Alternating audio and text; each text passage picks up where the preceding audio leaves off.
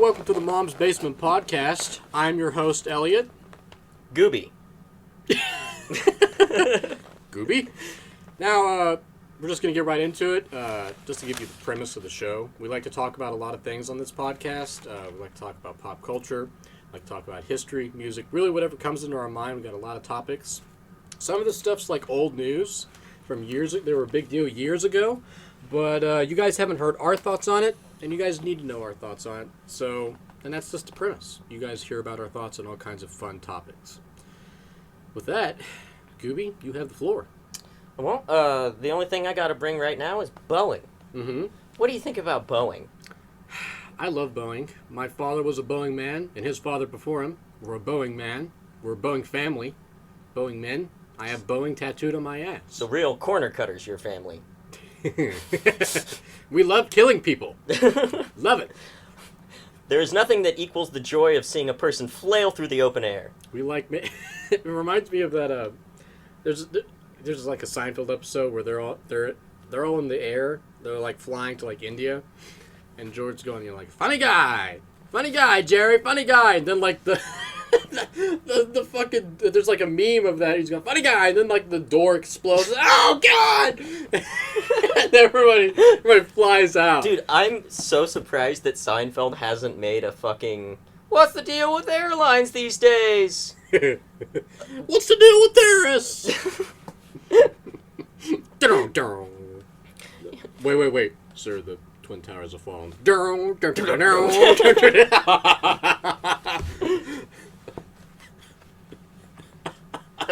Oh, God. Yo, speaking of airlines, JetBlue Air ranked first in customer satisfaction among all North American airlines.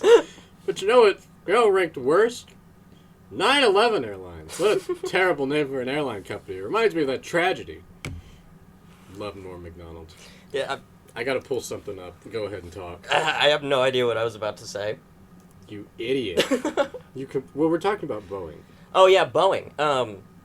So, like, I think we're all in agreement about where Boeing's at. Eliminating the non-competition. Dog, it's got to the point, I got some internet friends I want to meet, and I'll look at the tickets, and I've gotten to where I'm looking at the planes coming to the slate, and if I see Boeing, I'm like, I'm not doing that. But what other options are there? Alright, so before we go into that, I want to read you this post about Norm Macdonald, okay? And I want to hear your thoughts on this, alright? Go for it. So fucking shit. Alright. When I hear the phrase aristocrat of the soul, the first name that springs to mind is Norm Macdonald. He was obviously a genius, but as there is a balance in all things, he also had extreme eccentricities. He never learned to drive, despite living in famously car-dependent Los Angeles. Like Sir Isaac Newton with alchemy, he was obsessed with gambling, trying to find the hidden riches in esoteric numerical sequences. He played golf and tennis, aristocratic sports, until the cancer that he never spoke about made it impossible for him. His great feats of sarcasm and irony made it possible for him to hide his earnest beliefs around Christianity and theology in plain sight. Extremely rare for an entertainer of his era. Norm the person disappeared in the work of Norm the comedian. He truly lived a life of the mind. It's so easy to imagine him as a gentleman of leisure, delighting salon attendants in a past era. No one deserved the Mark Twain Award more than him. There have been many tributes to Norm since his untimely death, but none as many as he deserves. Wow. That reminds me so much of... Do you remember when Bill Murray was really, like, memeable, popular on the internet? Mm-hmm. Where he was, like, going to parties and saying stuff to people? No, actually, I don't. Okay. I said I was just trying to fit in. Well, there were, like, a bunch of meme stories that were going around of Bill Murray going to parties, like, random parties in California, and going up and meeting people, and then just going, no one will ever believe you, and then walking off. and like... Man, I always was like, that's probably the only part that people will believe, because he would sexually assault him after. Whoa! That just blindsided me. Wow. I mean, you get used to it, though. Okay, context here.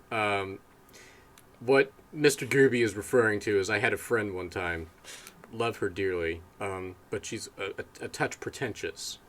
And one time, this makes me look like, whatever. It makes me look fucking awful. But one time I was like, so, what would you do, man, if you were, like, on a date with this person in, like, a real isolated spot? And they turn to you and they just go, they don't call me Rapey McGee for nothing.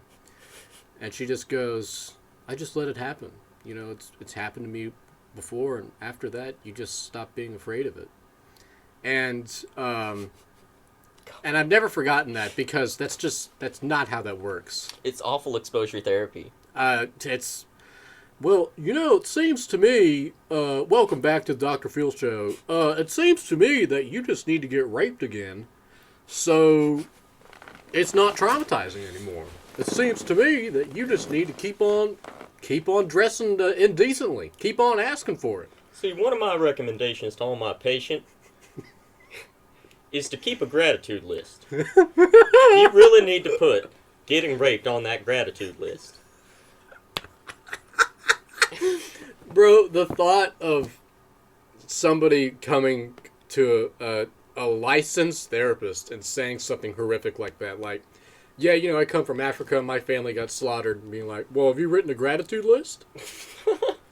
Because, we both go to AA, and that's a big thing. Oh, yeah. And AA is like, oh, you're mad, you're sad, you need to make a gratitude list. And I think that's awesome to just extend that to stuff that you should not extend that to. You say you're suicidal and your life's falling apart. Well, all I'm hearing is me, me, me.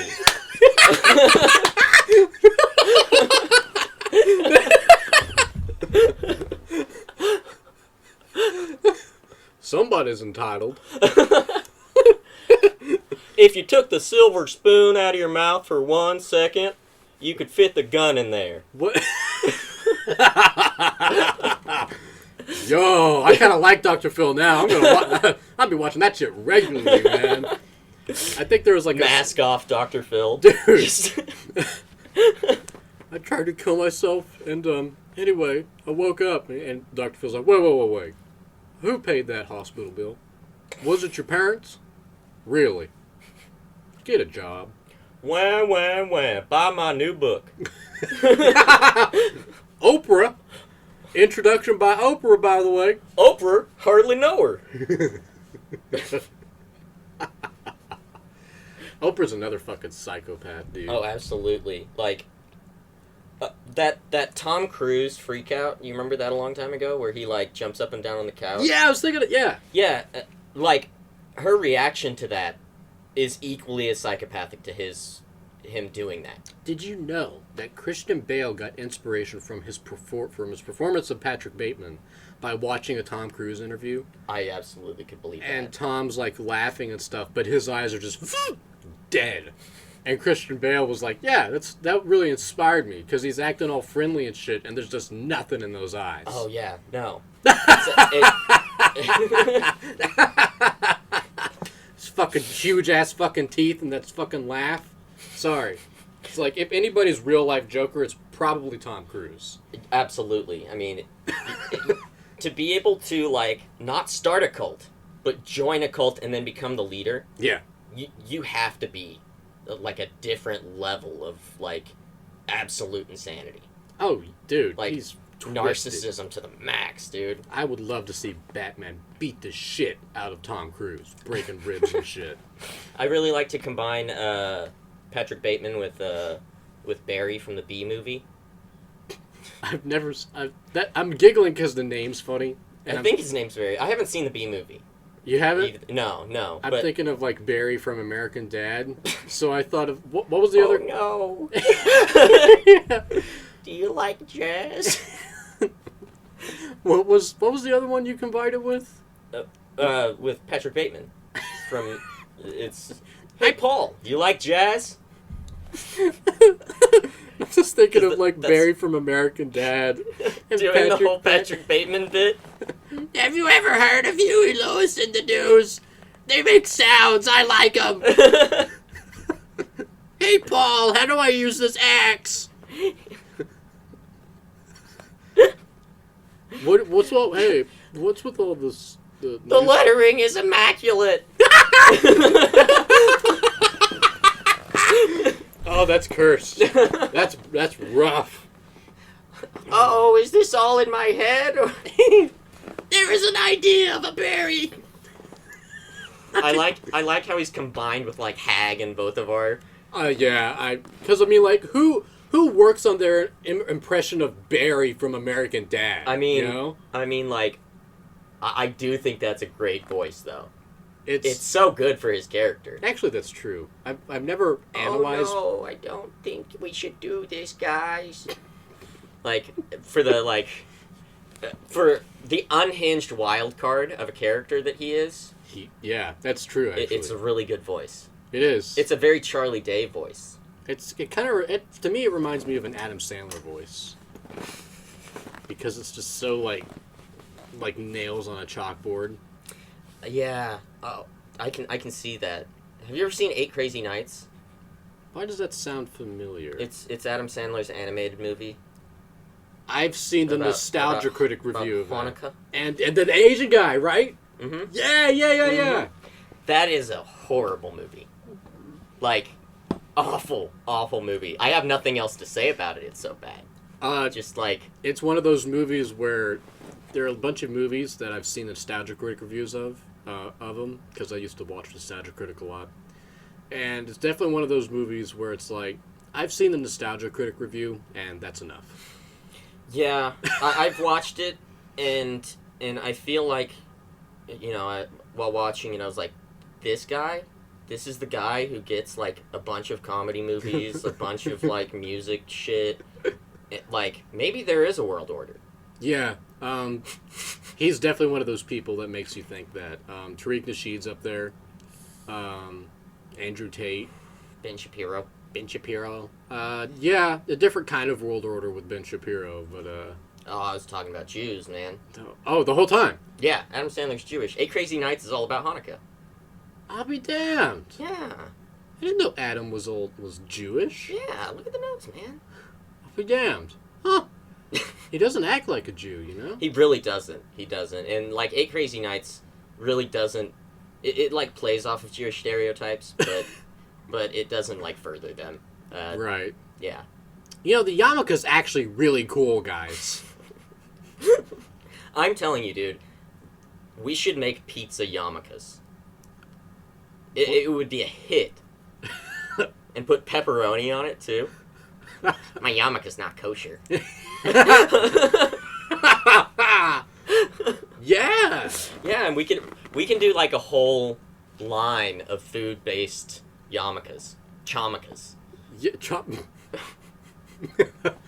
yeah. Dude, I like it. And then we could extend it to the e-girl market and make little kawaii kitty cat yarmulkes.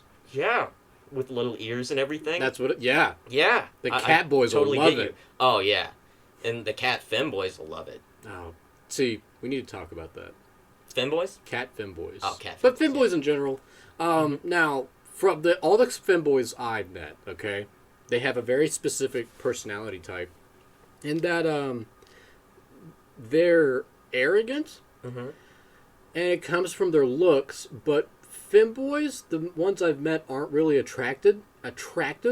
They have vaguely... They're not attracted to me? Yeah. So I don't like them? It's like they got vaguely feminine features and they're emaciated. And they think... And, like, lonely women on the internet are into them. They're real sick and deranged, and it goes to their head. And they're also very, very passive-aggressive and, like, gossipy. Like, they got that backstabby thing going on. Mm-hmm. Awful personalities. All of them. Don't worry, honey. I'm anorexic, too. We can throw up together. Oh, my God. We're ED twinning. Worst kind of twin flaming. Oh, absolutely. A spiral. Yeah. Like... I just fucking... But yeah, no. Cat femboys, like... The energy's all wrong. Absolutely wrong. Yeah. It's like, you know that this person is it like I don't want to keep on bringing up this up, but they're like probably sexual assault. They give really sexual assaulter vibes. Of like if you get too drunk at a party, be careful around them. Dude, you know what? Never thought of it like that, but yeah. Femboys are rapey. Yeah. Yeah. It's very much like it's very much the old 90s idea that guys would have where it'd be like, oh, you're a gay you have a gay best friend? Are you sure that he's gay? Not just trying to hang out with you to get close to you? Yeah. It's like a living personification of that idea, like that fake idea. Honestly, femboys are really, in the modern day, the equivalent to pick-me's. I'm not like other girls. I play Halo. Yeah. I'm not like other boys. I wear little skirts. Meow. I'm not like other boys. Meow. Ooh, woo. Dude, and they're always miserable and terminally online. They always love to argue online. And they got the worst niche interests and autistic hyperfixations. I'm out of it these days, man. I'm not online. I'm terminally offline That's at this good. point. That's yeah, good. My life has gotten so much better. Dude, yeah. When I deleted Twitter, like, overnight, I was, like, more fit. I was more girthy. And, and I was closer to God. What you need to do is you need to get the fuck off Twitter, okay? Unless you're subscribed to my Twitter. Unless you're subscribed to my Twitter Blue, you need to log off, okay? Okay? My good buddy Elon. Oh, he would flex that. Oh, yeah, definitely. In something that, like, you say you're autistic. Well, my good buddy Elon runs Tesla, and he's autistic, so you don't have an excuse. He actually flexed one time like that. He was like on the news. Flexed, I'm surprised. He was actually like on the news one time, and he was just showing off his car collection. I swear.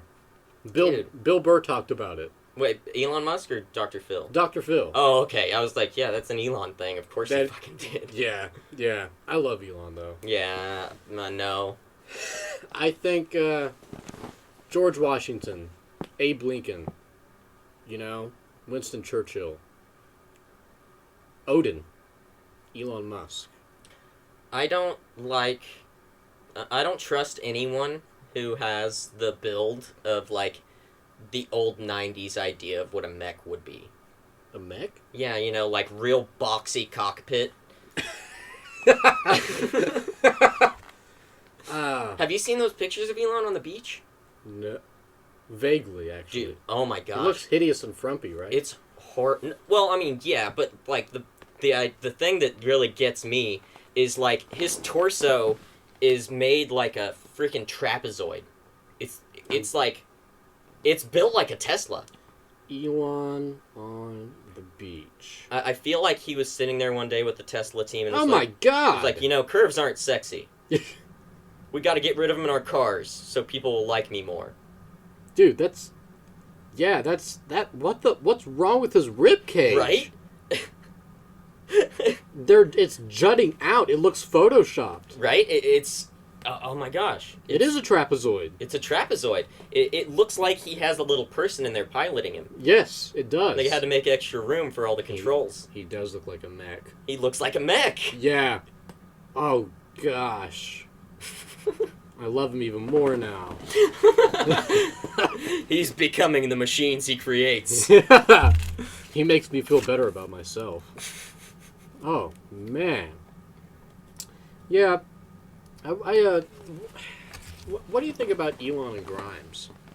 Because I don't know anything about Grimes. I just seen that picture of her reading Marx, which seemed real cringe. Yeah.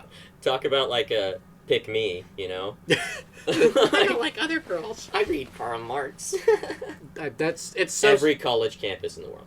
Yeah, I was about to say it's so sad that type actually very much exists. I guarantee you, right now, a girl at some college campus is sitting in the park reading Karl Marx. Yeah, and it's just like Mein Kampf, in that you hear all about it and you read it and you're like, God, this is dull. Yeah, God, this is an insufferable prick. Yeah, like this dude has his head so far up his own ass. Yes. You know, I don't like ideology, whatever, but like, dude, so pretentious. He was a neat too. Really? Yeah, that's what I really love about that is that he lived off of his rich wife, made her bankrupt. He would always like message his parents asking for money. Tale as old as time. Dude, and he'd like smoke cheap cigars indoors all the time, even though he had like kids and stuff. He was like an alcoholic. Fucking just a bum. Oh god. An entitled bum. People should share more. It's like it's all starting to come together, Mark. Where this is coming from? Okay. I don't know about Engels though. I don't know if he was a miserable son of a bitch or not. I mean, he's besties with Karl Marx though. Yeah, you. But maybe he's one of those guys that hangs out with people that are distinctly inferior to him to make himself feel better. Yeah. Or he was working his program. Yeah, he's. Marx was a charity case for him. Yeah, he's like he's like those kids in high school that would like performatively like hang out with like special ed kids. Oh yeah. I only went to public high school for like one semester in 9th grade, and I ran across those kids. And holy shit, dude! They played a little video. I'll never forget this. They made us watch this video, and this kid's walking with a backpack, and he stumbles and falls finally, and this fucking brick falls out of his backpack, and retards written on it. And it said something like, like words hurt, man. And then they were talking about like, yeah, so anybody that wants to sign a pledge not to say the R word, meet us after class. Some shit like that. And then some other dude was talking like, yeah, so, I just hang out with special ed kids, at lunch, give them a friend to hang out with. And it's like, God, I'm enraged. I would sign that petition and be like, yeah, I'm just doing this because it's retarded. It's so easy oh my gosh. to dunk on those people. Oh, yeah. Like, and it's not even like with a lot of stuff where like, it's like just a specific comeback or joke. It's like they hand you on a silver platter a galaxy of jokes and comebacks. Mm-hmm. Like the sky's the limit, dude. more of a spectrum than autism itself. Yes, because like all you have to do is just slip retard in there, and you can say whatever you want, and it's a great little snappy comeback. Yeah, you snubbed them. Yeah. Oh man, did you have to deal with that? Because you're older. You grew up in the 70s. Yeah, I definitely had to deal with that. Mm-hmm. And for me, it was mostly like girls. Huh. It was like girls who. It almost seemed like they thought that they became more attractive by being overly kind to people who could very well function on their own and come to their own defense. That makes sense. Like, because at my school there weren't like, I mean, there were special ed people, but there weren't a lot of special ed people to the degree that like that they needed help functioning. But then there were people who would go out of their way. It's like it's like. The ideas of chivalry, taken to the umpteenth degree for this person because they're like less intelligent than me, and it was disgusting, man. Like it's to me worse than like someone just saying the word retard. For sure, because it's dehumanizing. It is. Yeah. It's like oh, they need someone to fight for them. Mm-hmm. And it's they really didn't like. They're fine. Like yeah, there's cases. But these weren't those cases. Have I ever told you about my real good friend of mine? The story of us going to the locker room. Maybe. All right. Well, so I was in cross country and track, and after track one day, me and some of the guys had stayed late, and so we were alone in the locker room, which always is the start of a good story. Oh, yeah. It's not going that direction. So we started gently caressing each other. Slowly our tongues unfurled. No, but we were like, hey, let's turn off all the lights and play hide and seek in the gym and locker rooms. Mm-hmm. And we turn off all the lights, and we're one of our friends, Josh, goes into the bathroom to hide, and he goes into one of the stalls.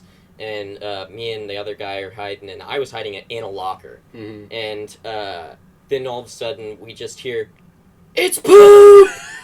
It's all poop!" And the lights go on. We go in there, and he's just like having a panic attack in the bathroom.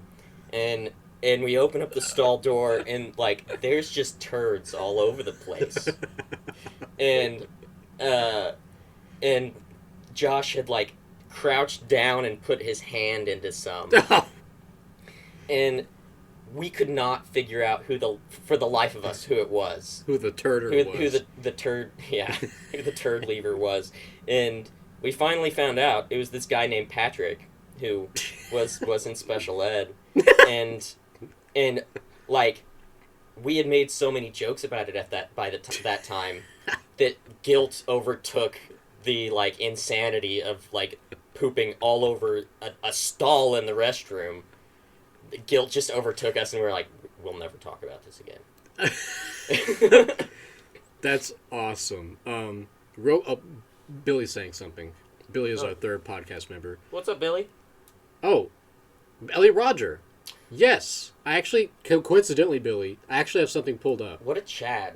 But let's go. Not Billy. Elliot Roger. Yeah, sorry, Billy. I'm sorry, Billy. You're all right. So, this is a excerpt from Elliot Roger's manifesto, all right? And,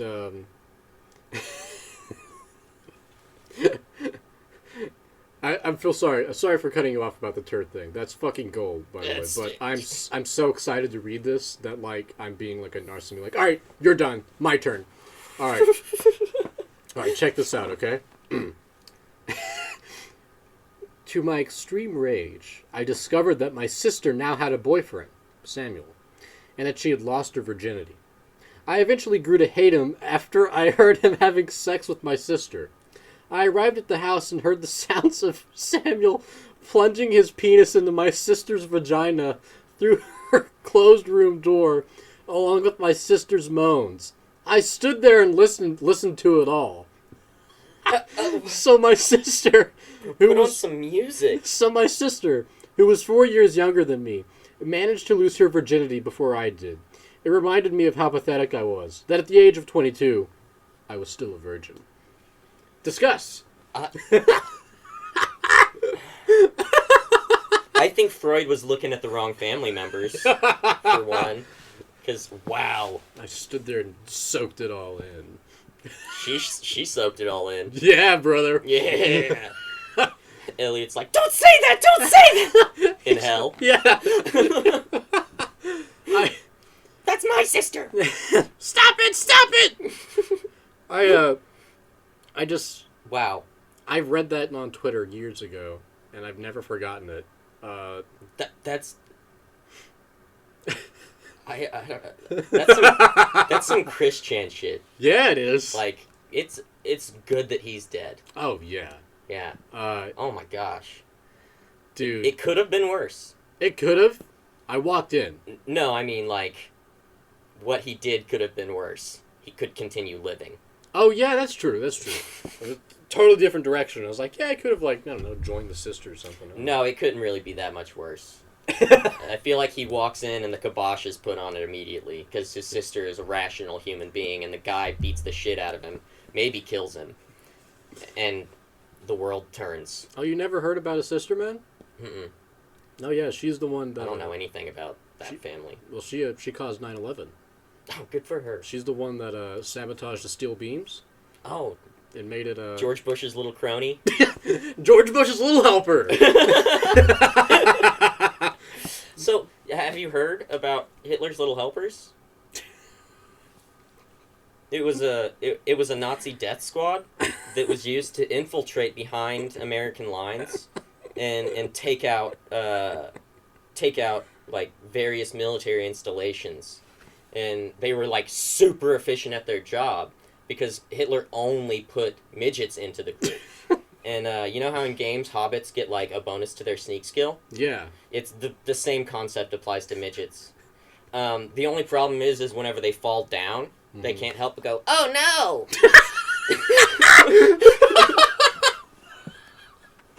Oh God!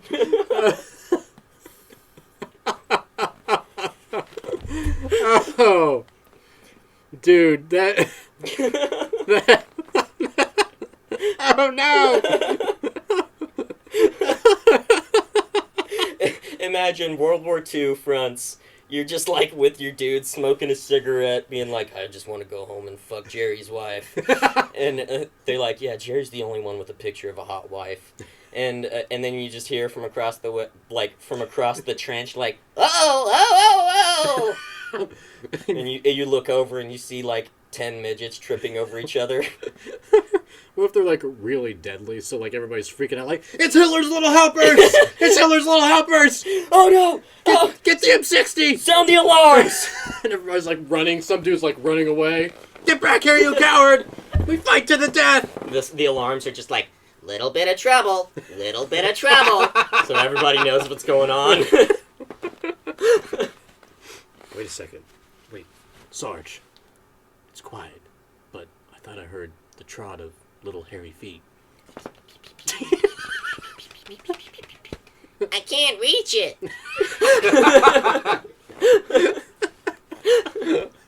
God, that's so good. That's kind of horrific, man. That would scar me, dog. Oh yeah, dude. My squad got slaughtered by a fucking midget with the... Imagine like a Vietnam support group. And they're like, I survived World War II just to see my entire squad in Vietnam get wiped out by midgets. Everyone would be like, his PTSD's bad, man. Dude. Well, yeah, man. Like, if I saw, like, Mao's little helpers just, like, wipe out... No, it would be like Ewoks, dude. It would be like Ewoks. You'd be walking around and then they'd, like, be falling from the trees and throwing sticks and stuff.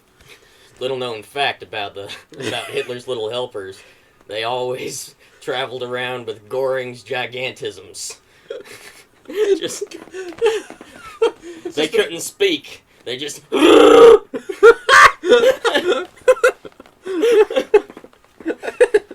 hear you, Chewie.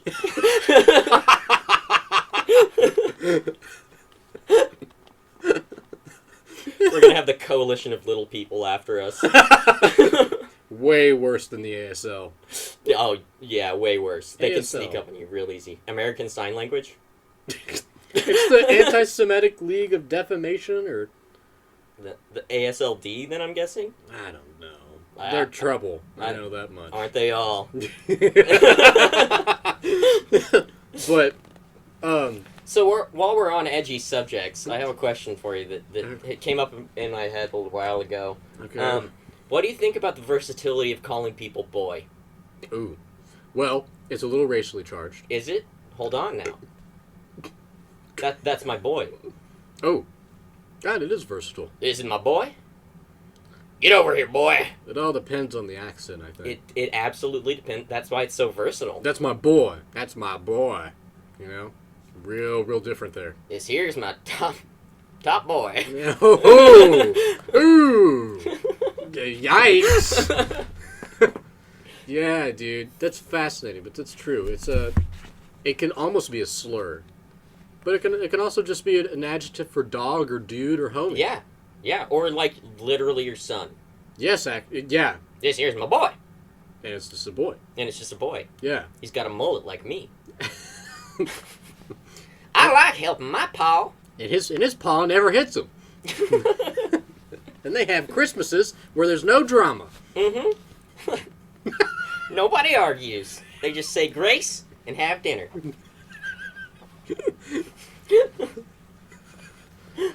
Welcome back to the Dr. Phil Show. We're doing a new type of therapy called podcast therapy. It's where you work out your trauma through imagined comedic scenarios in the podcast format. We've gotten to Lucas's childhood, and we're going to try and go from there. Now, Lucas, have you ever considered that it was your fault? Every day of my life. Okay. And mostly... You fucking idiot. And mostly it's because of what I was wearing.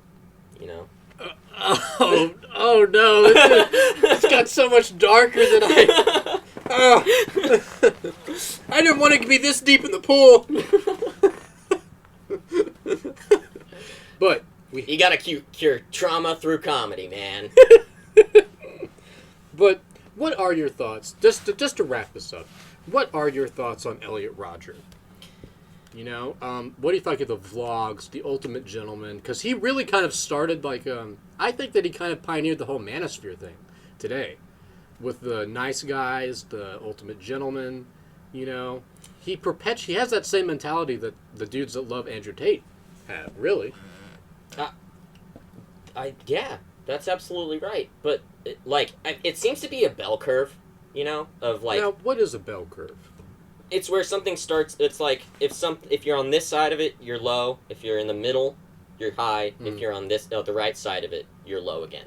So it's just it's a graph that starts low, goes high, and then goes low again.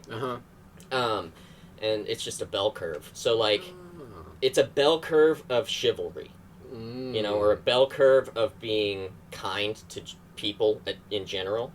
Like, you start on the left side where you know you're not kind to anyone, you're not chivalrous, you're not anything. You're not somebody's knight in shining armor, you know. Real gentleman on this podcast. But like, you know, you slam doors in people's faces instead of holding it open.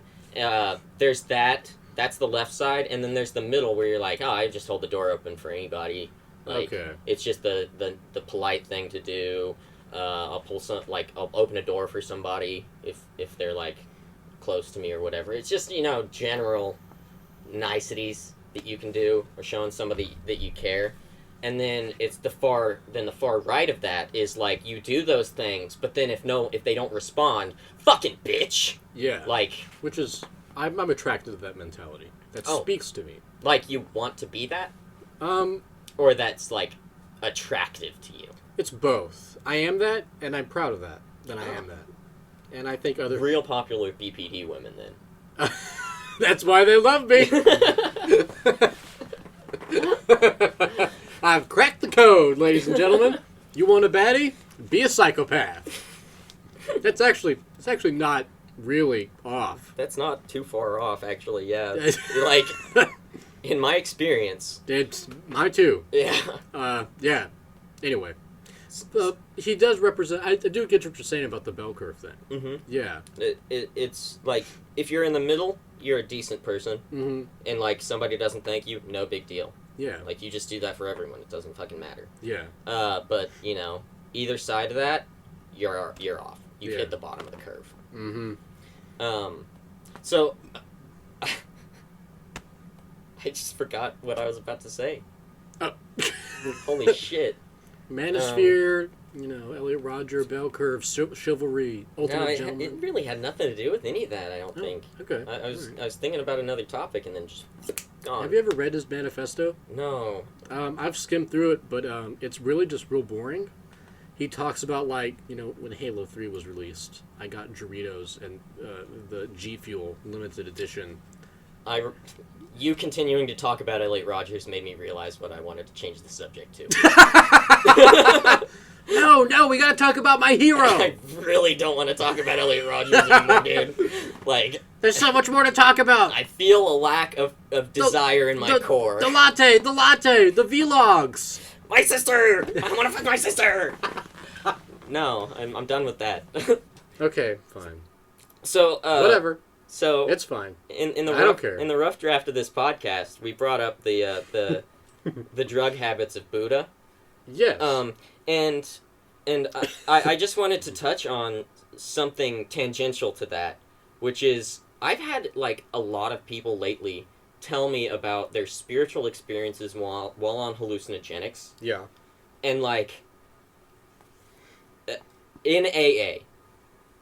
And I really dislike that, you know, because it's almost like boasting. It's like, you know, a lot of people take mushrooms to see God and talk to God, and they like experience that. I know you zone out in AA a lot. No, I know what you're talking about. But, okay, yeah. And like, dude, it's so weird to be like, yeah, we're all clean and sober, but I got here by doing mushrooms so I could talk to God. That was wild. We were at the same AA meeting chat, and this guy starts talking about how, like, he did a lot of mushrooms back in the day, and he was glad he did it because it opened him up spiritually and stuff like that. And while I get what he's saying, it did kind of be like, what the... Are you selling, dude? What the dickens? Yeah. That kind of flabbergasted me. It's like... It's a really weird way of being like, if you don't think you're an alcoholic, go try and have one drink. But like the positive mushrooms version of it. Saying that there were plus sides to your hallucinogenic use Yeah. while you're still active in an AA meeting is Yes. an interesting twist. And interesting, it's a bold choice. Yeah, I don't mind at all that you talk about your experiences with other drugs in AA. Go for it, dude. You do you, dog. I'm here for it. Yeah, But like, I'm here for it. Love that for you. welcome to the Moms Bitches podcast.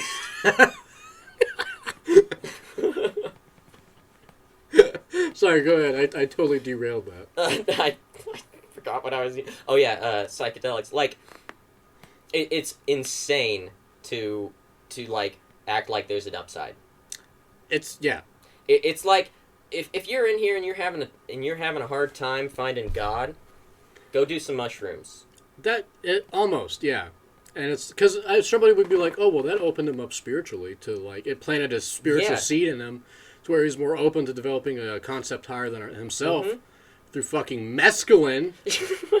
Maybe I should try that. I'm gonna go out to the desert for a few days and smoke some peyote so I can get sober. Oh, yeah, somebody else said that. That's right.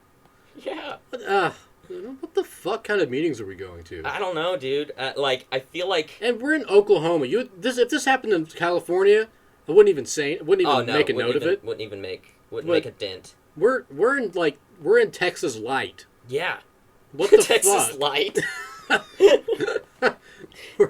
Everything's about the same size here. We keep everything sensibly sized here, but we are just as racist. Oh my gosh, I've been getting some of the most annoying ads on YouTube Music. It's like this, like, so hilarious that, like, being in AA, I Google a lot of AA stuff. Targeted ads, always whiskey. Dude, same. Fucking wild. I keep getting this one ad that's this guy, this prick who's, like, famous now. He's, like, a celebrity in a lot of movies. And apparently he's a good actor in a lot of movies. But this prick, he's, like, sitting there swirling whiskey, and he's like, you know, every Texan's a writer. Even if they don't always write it down. Even if they don't ride horses. Even if they can't read.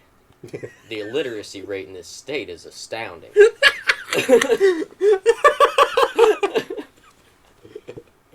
And then there's another one that, like, that he's sitting there swirling his whiskey again, and he's like, you know, they say us Texans take ourselves too seriously.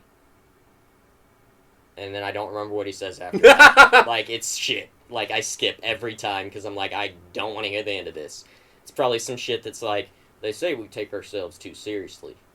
But that's because we're always drinking whiskey and we take that real seriously. Like, just some shit I don't need to hear. I love that, the idea of somebody being like, you know, they say that Texans are insufferable. Try so-and-so whiskey. Try Big Jimmy's whiskey. I also saw one that was like, or I heard one that was like, try our whiskey. We've been brewing legally for 200 years. Interesting. Interesting that the prohibition was happening. Yeah, it's just like, okay, you're flexing that you made it in bathtubs for a decade. No, they said legally. Well, I mean, like, yeah, so, like, I guess in the 1920s they were making it illegally. No, wait, he said 200 years. Yeah. So you were making it in fucking the mountains in the 1700s? We moved to Mexico so we could keep making whiskey. Imagine being that much of an alcoholic. Like, Oh, yeah. I'm gonna move states so nobody recognizes that I'm an alcoholic. They can't even understand my language over there. How are they gonna know? That's just old Stumbly Joe. I heard some lady who was talking and she was an alcoholic talking in AA. She was talking about how she's like drinking liquor. She was real bad. She was like, everybody said I was in a problem no matter what country I lived in, except for the Netherlands. They thought it was normal. And I was like, what the fuck is going on with the Dutch? I mean, you're just like fucking. Are they just like taking like 8 shots per day? And it's just like, what kind of culture is going on over there? Have you ever looked into like the history or like cultural like the cultural ideals of the small like villages that existed over there? No. Like the ones where they would dress up in like the real weird pilgrimy garb. Hmm. And like the guys who would wear like the shirts that are like have cuffs, real tight belts, all white, What the dance fuck? around the maypole and stuff. Oh, this sounds sick. Like, dude, fucking weird. They thought that children with black hair were considered demonic, and so they would torment them from birth. Wow. Like they were awful to each other there. Always drunk too. Hey, little Oswald, why do you got a buzz cut? Buzzcut's looking a little dark. He's fingering like his handheld pitchfork. He carries in a holster. Spins it on his middle finger when he pulls it out. That's evil. Man. Yeah, we need to look into the history of that so we can bring in like real fact, Yeah. because like people genuinely thought they were in league with the devil, Huh. which like weird. I kind of like that. We need to bring that back, I think. It would just... I don't think it's... Dark-haired people are devil. Yeah. Because I think it's not true, but it would spice life up. Yeah, gingers have gotten it for too long. Did you know that a lot of gingers join Islamic terrorist organizations because they feel alienated from society because of their gingerness? Isn't redheadedness a Jew thing though? No, I'm being real. I'm being for real. Judas is portrayed as having red hair because a lot of people who dislike Jews made Judas images with red hair because they consider him the icon of the Jews that killed Jesus. Weird. I didn't know that at all. Yeah, I literally just learned that yesterday. Interesting. Yeah, I was doing some independent research and was like, what the fuck is going on here? Because they have I was looking at the Gnostic Gospel of Judas, which bullshit. Mm-hmm. Awful book. Read some of it. Awful. Dumb. Nothing burger. Absolutely. It's literally like a modern day Satanist writing a book that's like a response to Christianity. It's all about how Jesus was trying to get through to the other disciples, but they didn't understand his message, so he kept on pulling Judas off to the side and being like, now what I really am saying here is this. And Judas was like, I get you, Jesus. Yeah, you're right. And then I trust you the most, so I need you to turn me over to the Romans. That makes... Okay. Right? It's like a Satanist trying to twist the stuff in, and it's just awful parody. It just comes off as the worst parody.